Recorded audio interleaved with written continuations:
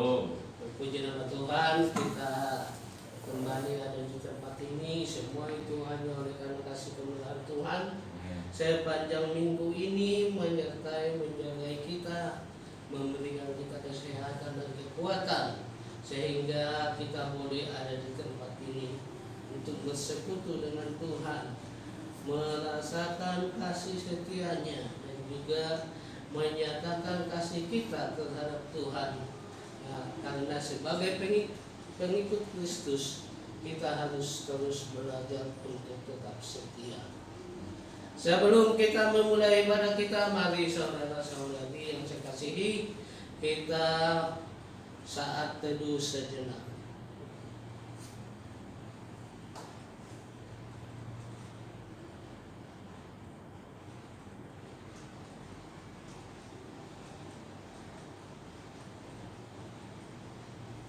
Pertolongan kita datang dari Allah Bapa pencipta langit dan bumi, dan dari Yesus Tuhan dan Juru Selamat kita.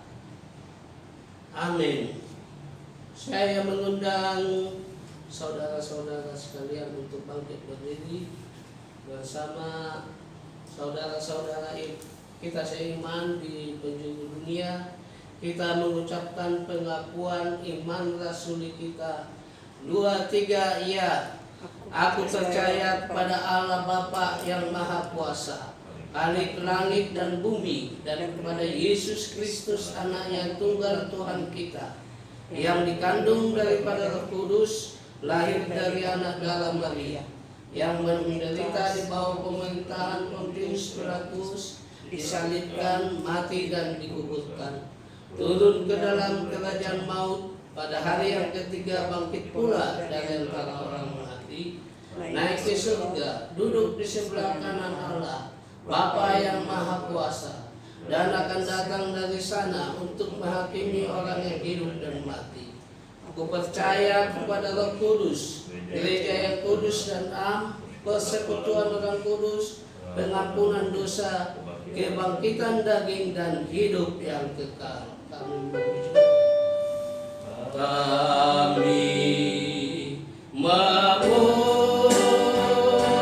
ajaib Tuhan, ajaib Tuhan, ajaib Tuhan.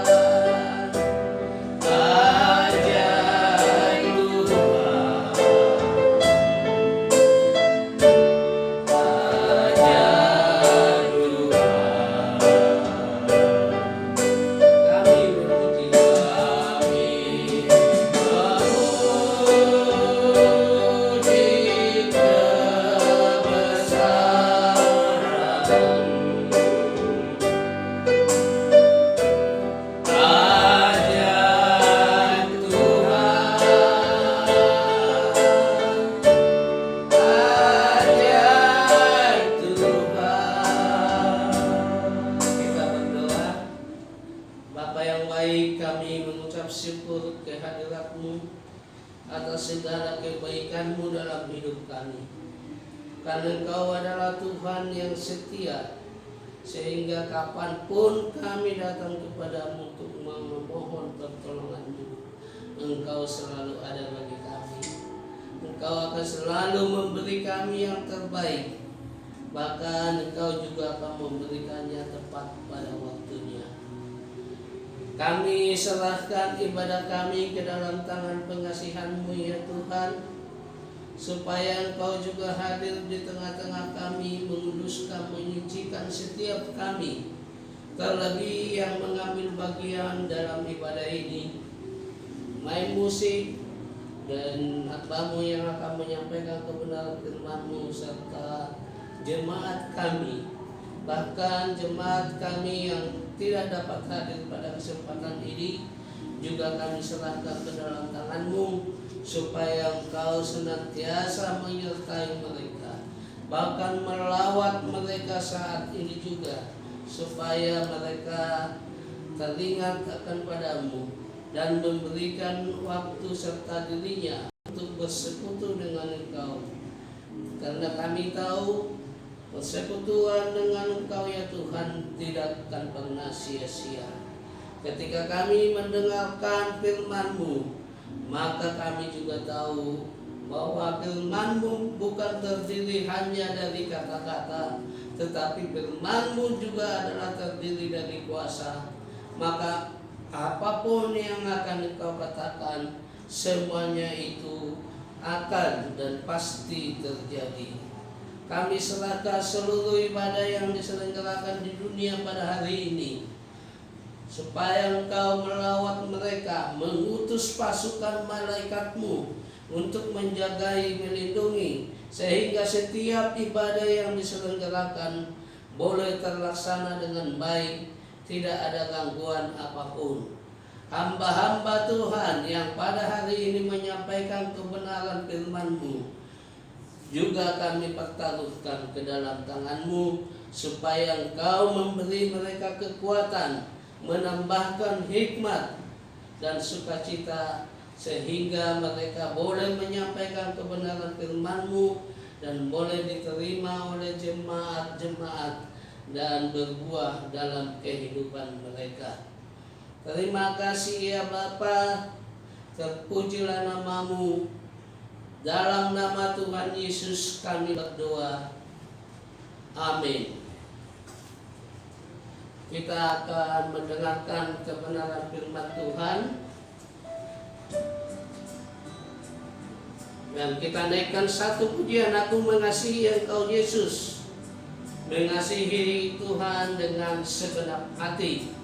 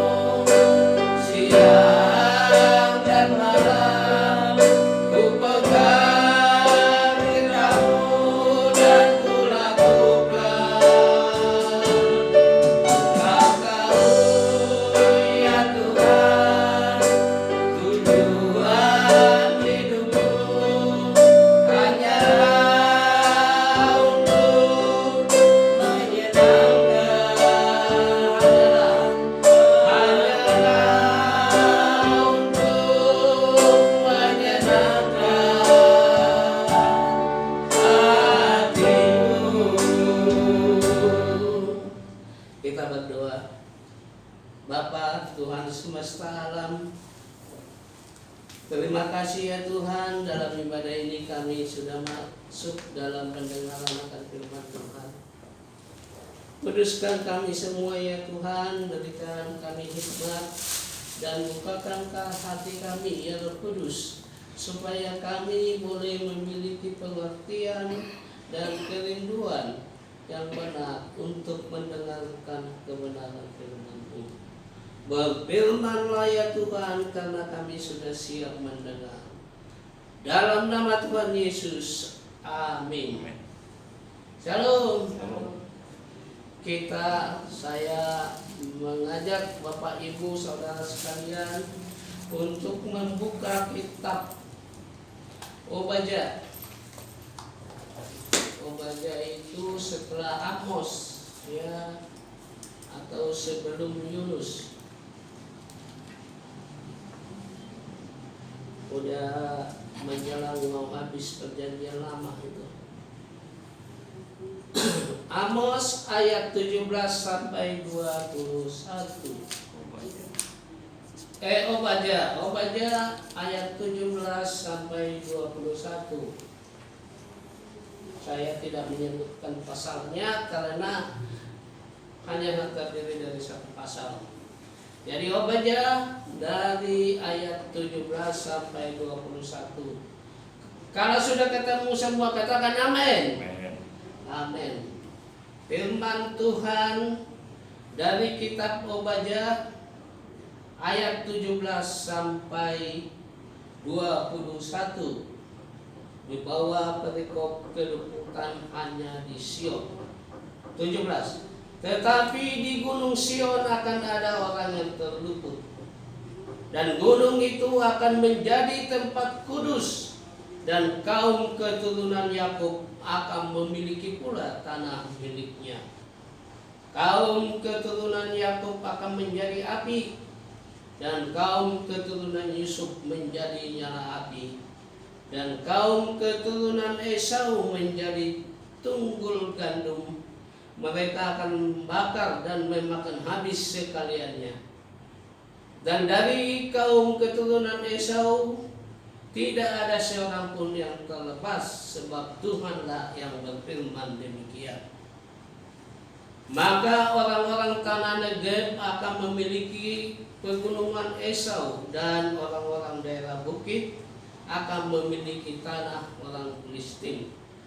Mereka akan memiliki daerah Efraim dan daerah Samaria, dan suku Benjamin akan memiliki daerah Gilead.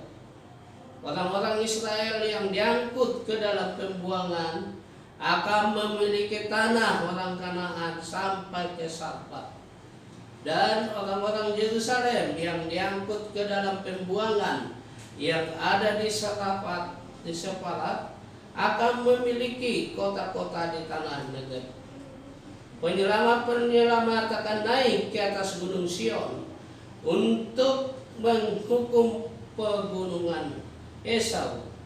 Maka Tuhanlah yang akan mempunyai kerajaan itu. Demikian firman Tuhan pada kesempatan ini.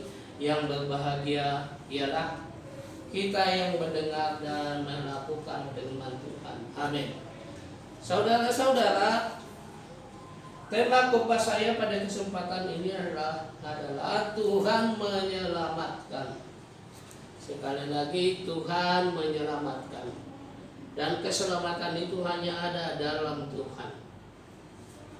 Inti dari kitab Obadya ini meskipun singkat, ya, tapi kita dapat menangkap pesan yang disampaikan oleh Tuhan melalui kitab Obadya ini, ya. Ialah bahwa kalau kita bisa mempertahankan iman kita sampai akhir, maka Tuhan akan menyelamatkan. Perhatikan, ya, di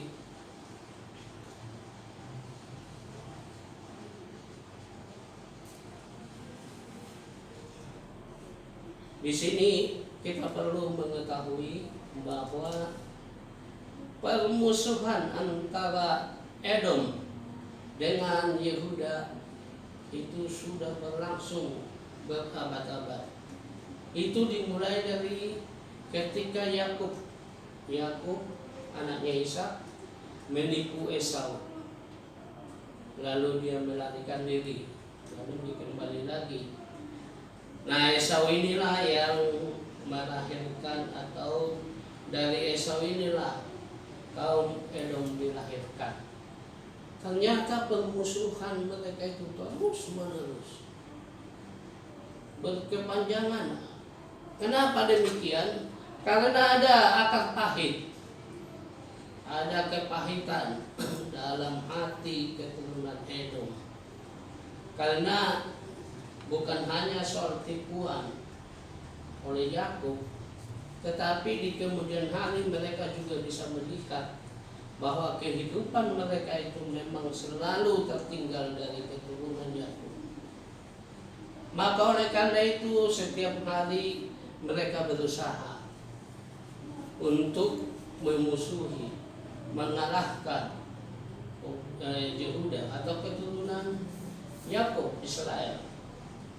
Kita bisa lihat itu contohnya ketika Musa memimpin kaum Israel keluar dari Mesir menuju tanah Kanaan. Karena mereka harus melewati daerah Edom, mereka permisi kepada Edom.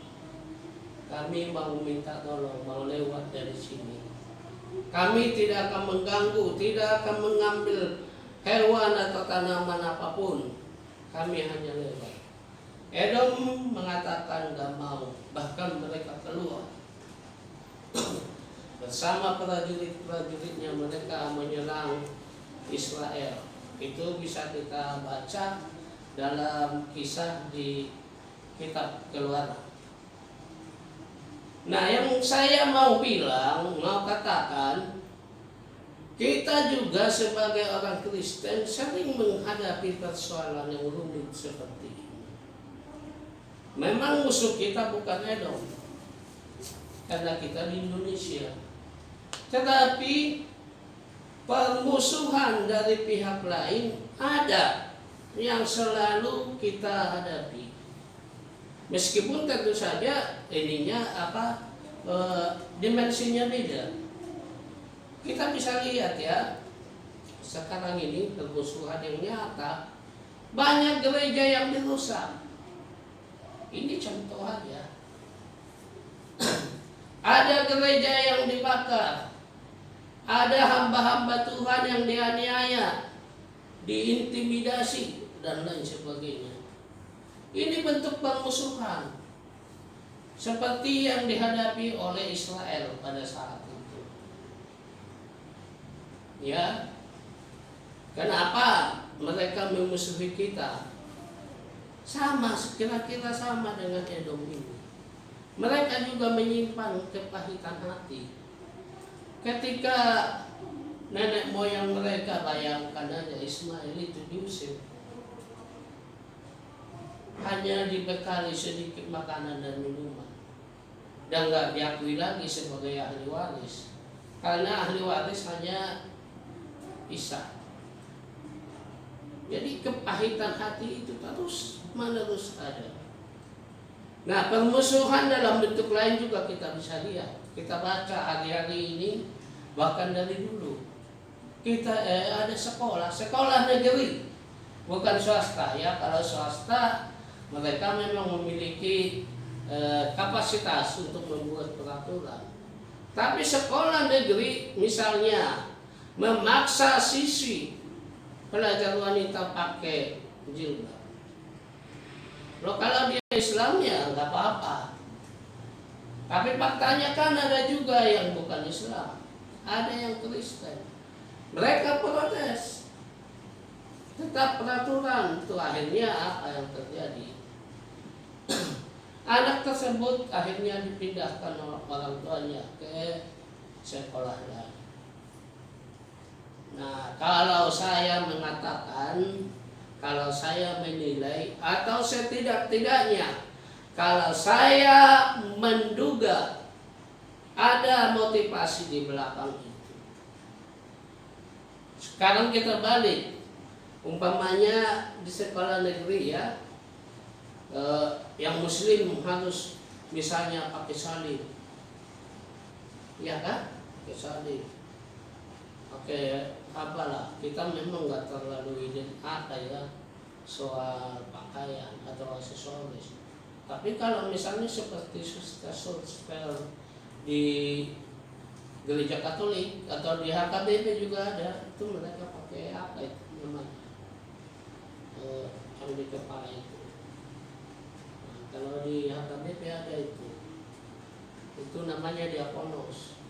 Terus salibnya, pakaiannya juga ciri khas lah. Mereka mau apa enggak?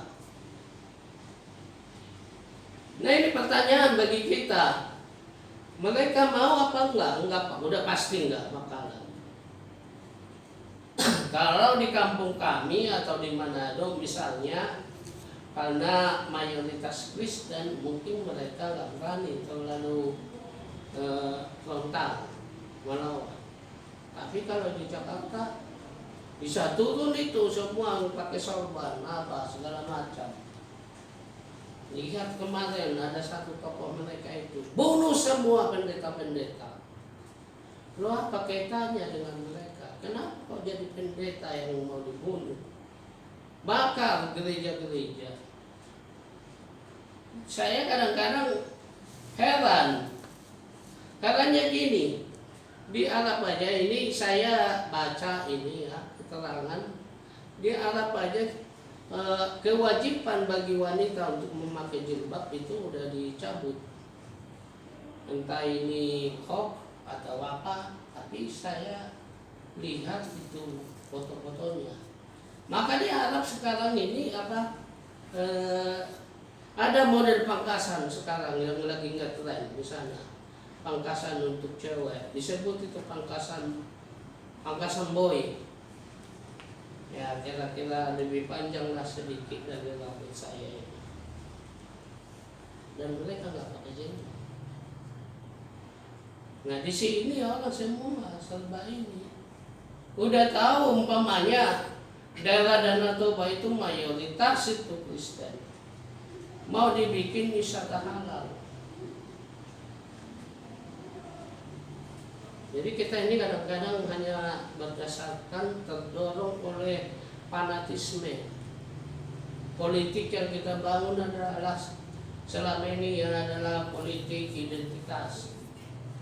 Lu Kristen apa Islam? Kalau Kristen, nah seperti itu. Itu namanya politik identitas. Tapi kita berbicara terlalu jauh pun bisa jadi masalah. Saya bisa dibully juga karena itu.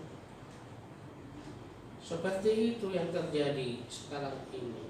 Edom masih memusuhi kita. Edom ini bermetamorfosa, ya, berubah dalam bentuk mereka. Nah dalam hal inilah Tuhan datang. Selama kita tetap setia kepada Tuhan, mempertahankan iman kita, secara pasti Tuhan sendiri yang mengatakan bahwa Tuhan akan menyelamatkan kita. Jadi maksud saya begini, menyelamatkan ini jangan ditafsirkan terlalu sederhana. Kita misalnya diselamatkan, tapi semua udah musnah. Orang-orangnya juga semua udah mati, nggak seperti itu. Secara faktual Tuhan akan bertindak. Ya, bagaimana Tuhan menyelamatkan? Saya bacakan ayat 17 yang ekuivalen dengan ayat 20 ya. 17. Tetapi di Gunung Sion akan ada orang yang terluput dan gunung itu akan menjadi tempat kudus dan kaum keturunan Yakub akan memiliki pula tanahnya. Ayat 20, orang-orang Israel yang diangkut ke dalam pembuangan akan memiliki tanah orang Kanaan sampai ke Sarfat.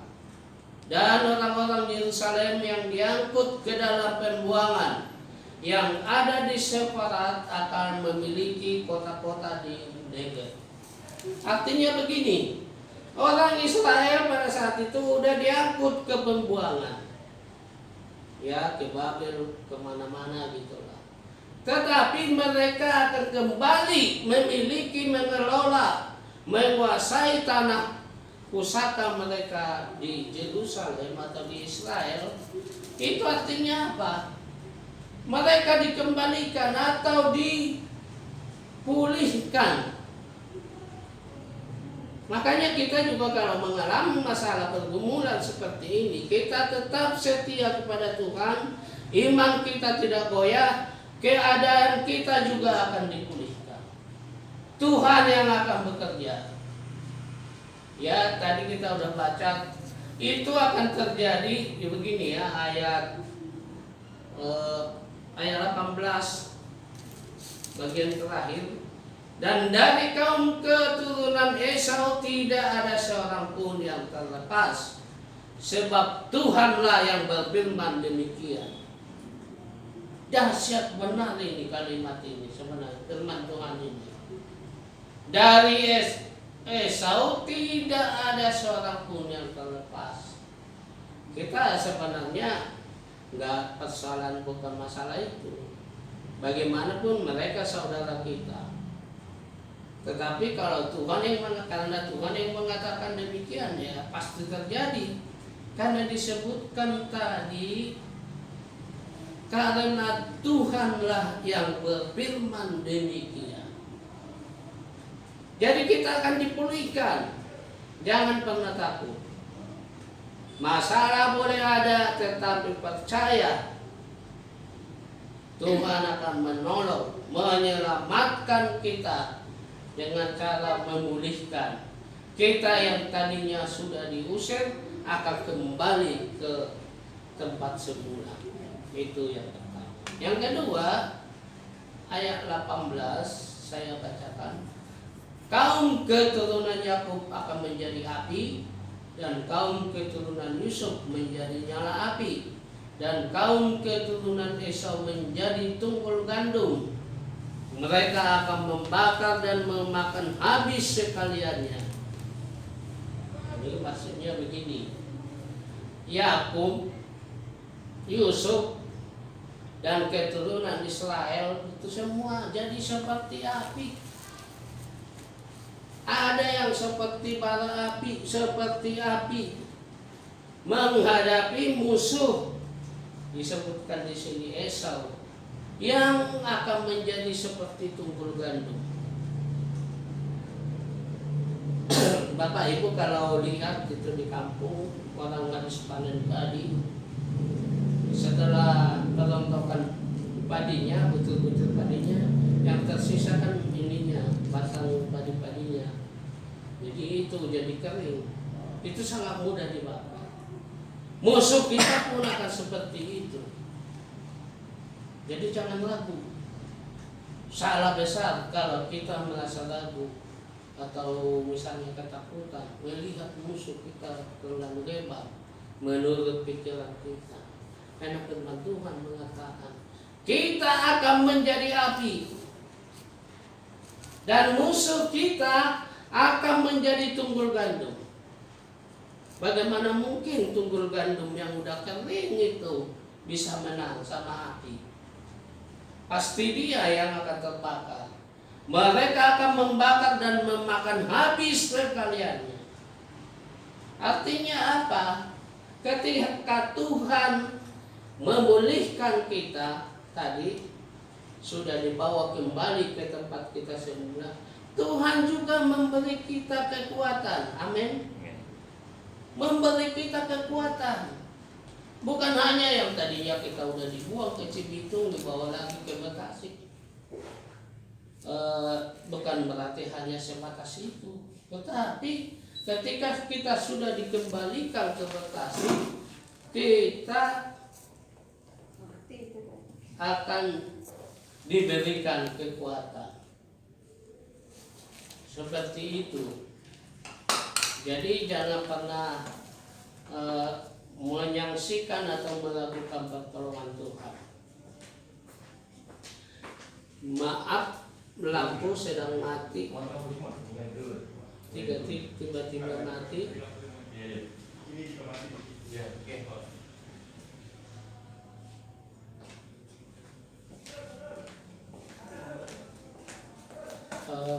Maaf sebentar. Oke, ini Pak.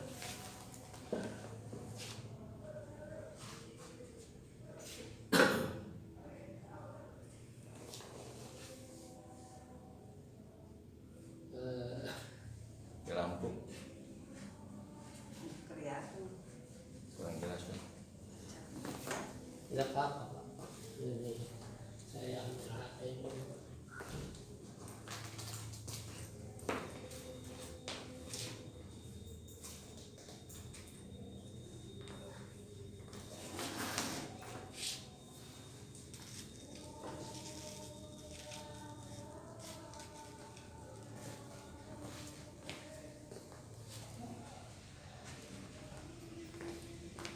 Boleh dilanjut, Pak?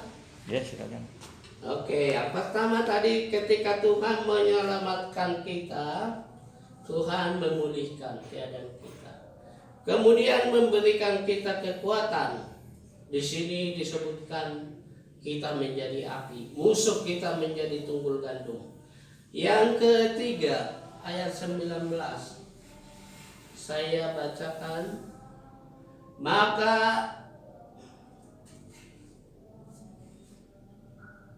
orang-orang tanah Negeb akan memiliki pegunungan Esau, dan orang-orang daerah bukit akan memiliki tanah orang Filistin. Mereka akan memiliki daerah Efraim dan daerah Samaria, dan suku Benyamin akan memiliki daerah Gilead. Dipulihkan, saudara-saudara, itu juga bahkan ketika kita sudah kembali ke tempat kita semula, diberi kekuatan, masih ditambah lagi adanya kepastian umat yang percaya kepada Tuhan, yaitu kita sendiri, akan memiliki lagi banyak harta. Di sini dikatakan tanah. Jadi kita bukan hanya kembali begitu aja, tapi nggak punya tanah untuk dikelola. Tuhan malah akan menambahkan berkat-berkat bagi kita. Artinya ketika kita sudah dipulihkan, kita juga diberi kecukupan. Yang keempat, ayat 21. Penyelamat akan masuk ke atas gunung Sion untuk menghukumkan pegunungan Esau. Maka Tuhanlah yang akan mempunyai kerajaan itu. Disebutkan di sini, Tuhanlah yang punya kerajaan itu. Yang saya mau katakan, saya mau tegaskan bahwa Tuhanlah yang memiliki kita. Amin. Sudah dipulihkan, diberi kekuatan, diberi kecukupan, ditambah banyak berkat-berkatnya, dan terakhir Tuhan sendiri yang akan memiliki kita. Kita milik Tuhan. Jadi jangan percaya, jangan takut. Kondisi sekarang ini banyak musuh, banyak yang memusuhi kita. Tetapi selama kita memiliki keyakinan, selama kita tetap percaya, memiliki iman yang teguh, Tuhan akan menyelamatkan kita. Gak ada ceritanya orang Kristen. Makanya orang Kristen itu kalau umpama putus asa, stres dan lain-lain, itu gak ada kita bilang. Tapi apakah orang Kristen gak banyak masalah? Banyak. Coba hari-hari ini yang sedang ramai di media. Ada polisi, ditembak polisi, di rumah polisi. Itu semua itu Kristen, saudara-saudara. Saya bukan menjelek-jelekkan, dan memang nggak ada kaitannya. Tetapi kalau misalnya mereka percaya mengandalkan Tuhan, itu tidak akan terjadi. Kira-kira kita bisa menebak sebenarnya. Cuma selama ini biarlah petugas itu kan urusan penyidik, dalam hal ini kepolisian. Nah, kita juga bisa jadi akan jatuh dalam dosa yang sama kalau kita tidak dapat menjaga diri. Maka tetaplah berpegang teguh kepada firman Tuhan. Karena firman Tuhan tadi kita sudah baca. Saya ulangi lagi. Demikianlah terjadi karena Tuhan sendiri yang berfirman seperti itu. Jadi ini bukan hanya kata-kata si A, si B, ada dukun, ada ahli nujum, apa segala macam. Enggak seperti itu. Dia hanya meramalkan. Apakah ada pekerjaan, apakah ada kebenaran di antara mereka? Ada kebenaran yang semua. Kau akan kau akan jadi orang kaya, panjang umurmu. 2 tahun lagi kau akan naik pangkat dan lain-lain. Itu kata peramal. Persoalannya, bisa enggak dia punya kuasa untuk supaya apa yang diramalkan itu terjadi? Enggak ada, itu omong kosong. Kalau hanya meramal itu anak TK juga bisa. Kau akan ini, jadi orang kaya, jadi pejabat, kapan? Tahun sekian. Benar dia bisa berkata begitu.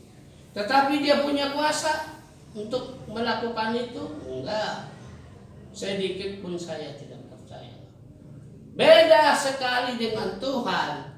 Kalau Tuhan mengatakan kau akan diberkati karena kekayaan di tangan kanan Tuhan, umur panjang ada di tangan kirinya.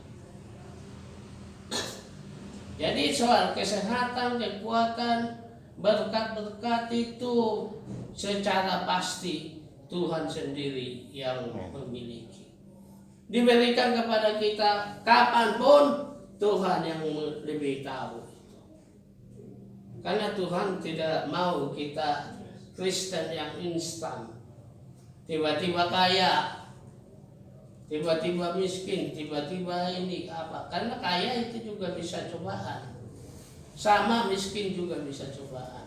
Tetapi bersama Tuhan jangan pernah ragu. Karena Tuhan sendiri yang akan menyelamatkan kita. Amin. Amin. Demikian firman Tuhan pada kesempatan ini. Jadi kita mengetahui inti khotbah atau pembacaan firman Tuhan pada kesempatan ini adalah Tuhan sendiri yang menyelamatkan. Dan keselamatan itu hanya ada di dalam Tuhan. Maka bagaimana Tuhan menyelamatkan? Kita sudah dengar tadi, Tuhan akan memulihkan, akan diberi pemulihan. Setelah itu diberi kekuatan, dan ketiga diberi kecukupan, dan keempat diberi pimpinan hidup. Artinya yang keempat ini Tuhan sendiri yang akan memimpin hidup kita. Hidup kita akan dipimpin. Karena banyak sekali manusia yang tersesat. Begitu banyak penyesat di dunia ini. Penyesat itu sayangnya bukan hanya dari eksternal, dari internal sendiri pun banyak. Dari kalangan Kristen juga banyak. Makanya terakhir saya mau cerita bersama Pak Pendeta. Waktu itu kami mengikuti PHTN ya, Persekutuan Hamba Tuhan Nasional di Bandung beberapa tahun lalu. Itu ada satu pembicara mengatakan bahwa 66% gereja di Amerika itu terindikasi gereja yang kurang sehat. Hanya sedikit, hanya berapa persen yang sehat. Lalu dia menguraikan, gereja yang sehat adalah gereja yang berinteraksi dengan gereja yang lain, dengan lingkungannya. Jadi keberadaan kita di sini juga harus bisa membawa dampak-dampak positif kepada lingkungan kita, termasuk terutama juga di lingkungan tempat tinggal kita. Itulah gereja yang sehat. Lalu ada gereja yang setengah sehat. Ibadahnya lancar, banyak jemaatnya, selalu pada datang rajin, tetapi kurang berinteraksi dengan pihak luar, apalagi jadi saksi. Nah kemudian gereja yang sakit adalah kata Bapak siapa itu waktu itu, Gereja yang sakit adalah gereja yang menyerang gereja lain. Saya tahu itu ada hamba Tuhan terkenal juga. Tiap hari pekerjaannya itu menyerang gereja lain. Yang penyembahannya lah terlalu inilah apalah, sampai melupakan firman Tuhan. Jadi kita ini nggak ada gereja, saya belum pernah melihat gereja yang misalnya ibadahnya 2 jam, katakanlah gitu, 1 jam 50 menit itu nyanyi-nyanyi, 10 menit sisanya ya khotbah dan lain-lain, nggak ada. Dan lagi pula itu nggak perlu lah. Saya juga pernah menyerang gereja Tuhan yang Maha Kuasa. Ya itu hal yang wajar, karena indikasi atau dugaan atau pendapat saya itu gereja sesat mengatakan kematian pengorbanan Yesus di kayu salib belum menyelamatkan manusia. Ya wajarlah kita komentari. Tetapi kalau di sono ada yang bahasa lo, kenapa kita harus ini? Kalau di gereja sono ada penyembuhan, kenapa kita serang itu? Gak perlu. Jadi kita itu tekunlah membaca firman Tuhan, serahkan diri kita, dan kita menaklukkan akal budi kita kepada Roh Kudus, maka hidup kita akan dipimpin oleh Tuhan. Amin. Kita berdoa. Bapa yang baik, kami sudah mendengarkan kebenaran firman-Mu. Terpujilah nama-Mu Bapa, dan puji syukur atas firman-Mu ini, bahwa Kau telah berbicara kepada kami bahwa Kau akan menyelamatkan, dan secara pasti akan menyelamatkan kami selama kami tetap memiliki iman dan setia kepada-Mu. Dan ketika Engkau menyelamatkan kami, Engkau akan memberikan kami pemulihan. Kau akan memberikan kami kekuatan.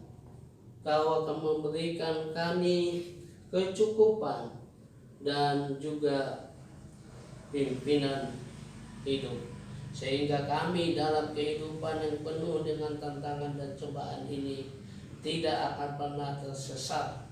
Kami akan terus berjalan di koridor sebagai pengikut Yesus, sehingga pada akhirnya kami menjadi Kristen yang taat dan setia. Terpujilah nama-Mu Bapa atas segala kebaikan-Mu, dalam nama Tuhan Yesus. Amin.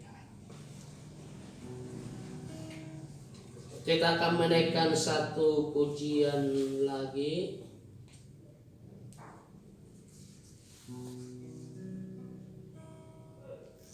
Kasih dari surga.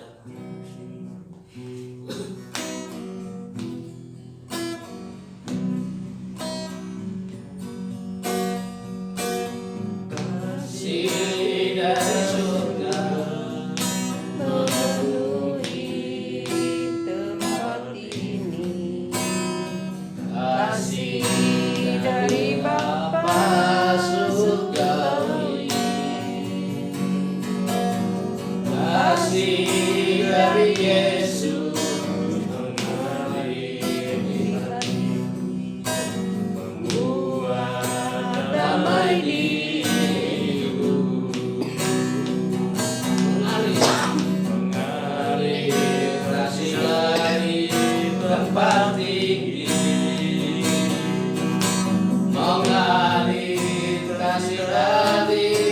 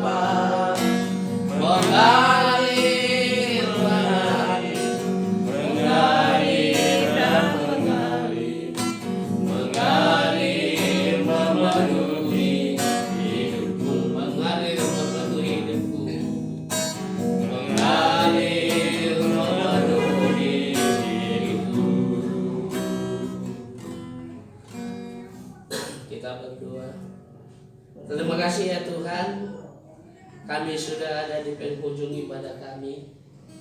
Sebentar kami akan meninggalkan tempat ini dan akan kembali ke tempat tujuan kami masing-masing. Seperti Engkau menyertai kami sampai di tempat ini, demikianlah Engkau menyertai kami kembali ke tempat kami dari sini. Kami juga menyerahkan Bapak Gembala kami, Bapak Pendeta Yong TH, istri anak cucu menantu, juga Bapak Pendeta Adi yang sudah cukup lama tidak bersama dengan kami oleh karena adanya gangguan kesehatan. Kami serahkan beliau ke dalam tangan-Mu Tuhan, supaya Engkau menjamah organ-organ tubuhnya yang lemah, pulihkan sehingga dia beroleh kesembuhan. Kau tolong Bapak itu ya Tuhan, sehingga pada saatnya nanti Bapak Pendeta Adi juga boleh bersekutu dengan kami di tempat ini. Bahkan saudara-saudara kami yang sudah jauh dari kami, yang dulu menjadi rekan sepelayanan dengan kami pertaruhkan ke dalam tangan-Mu ya Tuhan. Kau berkati mereka di tempat mereka yang baru, dan Engkau tambahkan hikmat dan semangat melayani, menjadi saksi-saksi Kristus yang taat dan setia, sehingga dimanapun mereka berada, nama Tuhan semakin dipermuliakan. Berkati gereja ini ya Tuhan. Engkau melihat kami masih sederhana, dan jemaat kami juga tidak banyak, tetapi kami meraih berkat janji firman-Mu, di mana ada 2-3 orang berkumpul bersama-sama bersehati, memanggil, menyeru kepadamu, maka Engkau hadir. Maka kami juga percaya dan mengucap syukur atas hadirat-Mu di tempat ini. Pulihkan juga ya Tuhan gereja ini, sehingga terus bertumbuh, berkembang baik dari segi kualitas maupun kuantitas. Kau cukupkan setiap kebutuhan di gereja kami ini ya Tuhan. Karena Engkau adalah Tuhan Allah yang menyediakan. Sediakanlah seluruhnya ya Tuhan seturut dengan kehendak-Mu.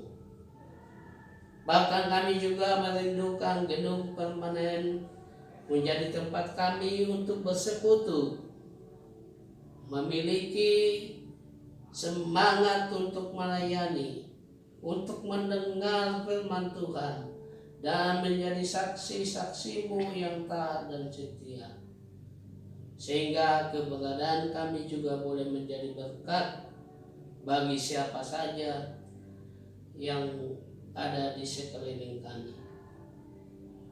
Kau berkati gereja-gereja-Mu GKRI yang ada di Indonesia maupun yang ada di luar negeri. Hamba-hamba Tuhan Engkau berkati, juga gereja manapun Engkau berkati ya Tuhan. Engkau pulihkan gereja-gereja-Mu, Engkau curahkan berkat-Mu yang tak berkesudahan. Engkau berkati hamba-hamba Tuhan yang sedang sakit, berikan pemulihan, kesembuhan, berikan damai sejahtera dan sukacita bagi mereka dan keluarga mereka. Kami juga mendoakan bangsa dan negara kami Indonesia. Pulihkan bangsa ini ya Tuhan dari keterpurukan ekonomi, mulai memanasnya stabilitas politik, terutama dikaitkan dengan tahun 2024 mendatang, di mana kami akan menyelenggarakan pemilihan presiden. Pilihan kami boleh berbeda, tetapi biarlah kami senantiasa bersama-sama dalam persatuan, tidak dalam perpecahan.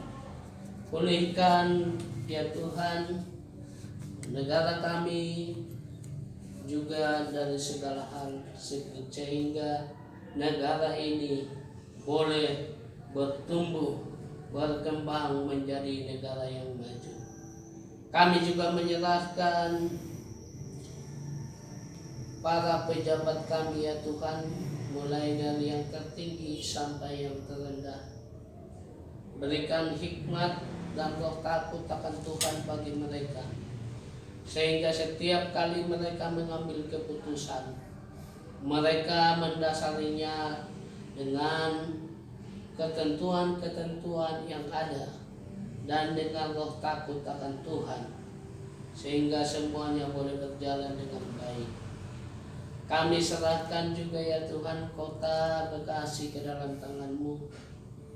Pulihkan juga ya Tuhan kota ini, bahkan negara kami. Pulihkan ya Tuhan, terutama juga dari masih adanya virus corona dan varian-varian lainnya. Kau adalah Tuhan yang Maha Kuasa. Kau adalah Tuhan dokter di atas segala dokter. Pulihkan bangsa kami, mereka yang sedang sakit karena virus-virus corona. Kau pulihkan, Kau sembuhkan saat ini juga ya Tuhan, supaya negara kami juga boleh bebas dari virus-virus yang mematikan tersebut. Pulihkan juga keadaan kami ya Tuhan, keluarga kami dimanapun mereka berada. Engkau tutup bungkus mereka semua dengan kuat kuasa darah Yesus Kristus, sehingga tidak seorang pun yang boleh dijamah setan, iblis, kuasa-kuasa kegelapan, dan orang-orang yang bermaksud jahat. Cukupkan kebutuhan hidup mereka, berkati mereka, pekerjaan mereka, studi kuliah mereka, bahkan masa depan mereka, serta seluruh kehidupan mereka. Berikan kami semua umur yang panjang, kesehatan, dan damai sejahtera yang tidak berkesudahan. Jadikan kami semua ya Tuhan menjadi pemenang, bahkan lebih daripada pemenang. Terima kasih ya Tuhan. Masih banyak hal yang belum kami kemukakan kepadamu, dan kami juga tahu doa kami ini belum sempurna, tetapi Engkau akan menyempurnakan, mendengar, dan bahkan mengabulkannya, serta memberikan yang terbaik bagi kami. Karena kami melandaskan doa ini dalam nama Yesus Kristus, Tuhan dan Juru Selamat kami yang sudah mengajar kami berdoa.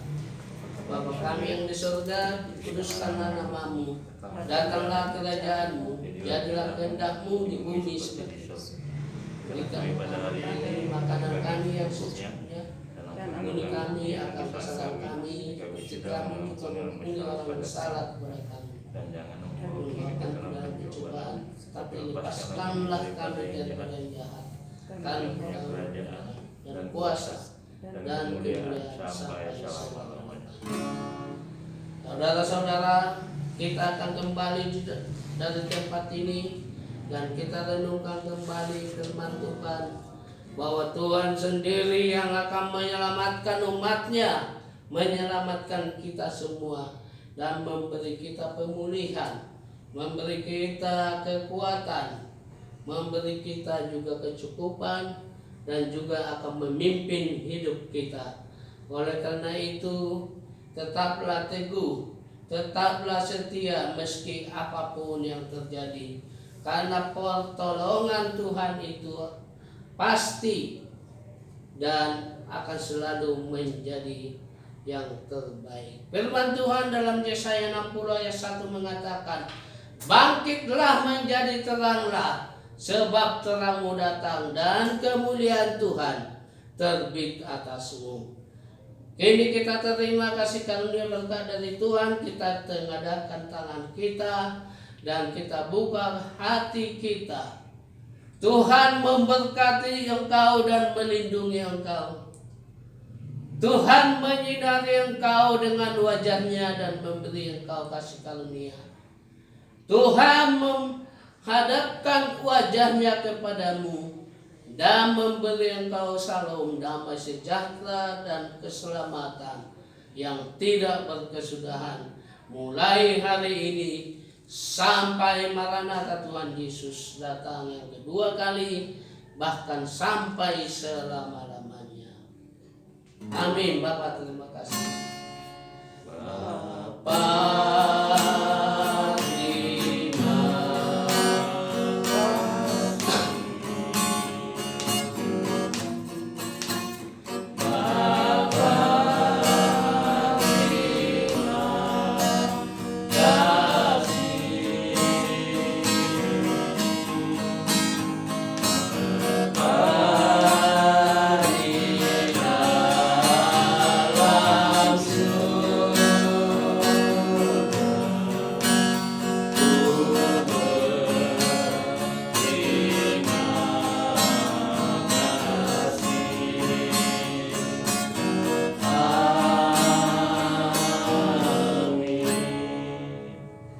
Amin. Tuhan memberkati kita semua.